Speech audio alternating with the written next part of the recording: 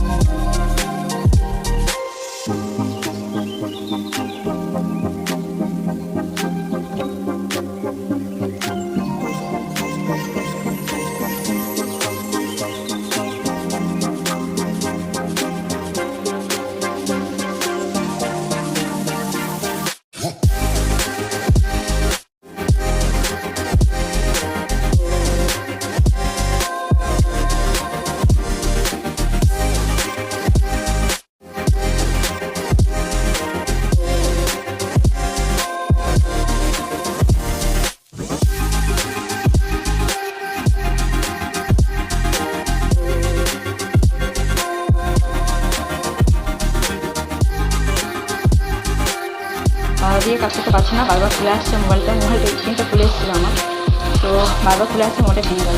তো আমি হাতে করে নিয়ে ভিডিওটা বানাচ্ছি। চিকেনটা হয়ে এসছে, এখন একটু গরম মশলা দিয়ে কষে নিলে হয়ে যাবে। এদিকে চিকেন কষা হয়ে গেছে, আর ওর জন্য চিকেন কষা খাবে, একটু তুলে রেখেছি এটা।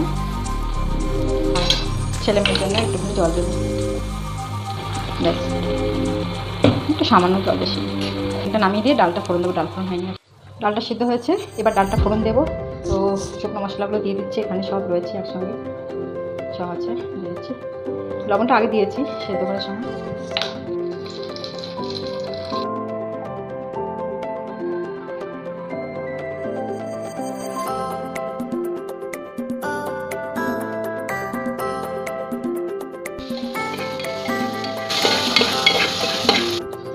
তো ডাল হয়ে গেছে, এই যে চিকেনটা, আর এই যে ঢালের সাহায্য।